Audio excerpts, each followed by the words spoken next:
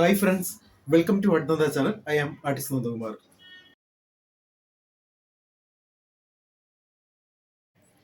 Hi friends, welcome to another channel. I am Artist Nandumar. Kerala ചുവർച്ചിത്രങ്ങളിലെ ഡ്രസ്സുകളുടെ വരയ്ക്കുന്ന രീതികളൊക്കെ ഭയങ്കര വ്യത്യാസമാണ്.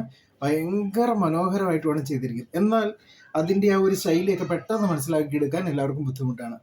നമ്മൾ ലാസ്റ്റ് ക്ലാസ്സിൽ അന്തർധാമം എങ്ങനെയാണെന്ന് വരച്ചു. അതായത് അരയിൽ നിന്ന് കെട്ടുന്ന ആ ഡ്രസ്സുകളുടെ ആ ഒരു ശൈലികളാണ് നമ്മൾ തുടങ്ങിയത്. അപ്പോൾ തുടക്കം മുതൽ നമ്മൾ അത് ശ്രദ്ധിച്ചാൽ മാത്രമേ അതിൻ്റെ ആ ഒരു സ്റ്റെപ്പ് ബൈ സ്റ്റെപ്പ് നമുക്ക് മനസ്സിലാക്കാൻ പറ്റുള്ളൂ.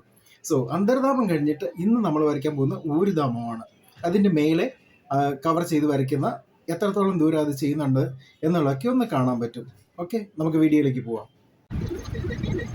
അന്തർധാമമാണ് നമ്മൾ ലാസ്റ്റ് ക്ലാസ്സിൽ വരച്ച്. ഒരു കാര്യം കൂടെ പറയട്ടെ, അന്തർധാമം വന്നിട്ട് ഫുൾ ആയിട്ട് ലെങ്തി ആയിട്ടുള്ളത് മാത്രമല്ല ഉള്ളത്, കാൽമുട്ടിന് മേലെ ഉള്ളതും ഉണ്ട്.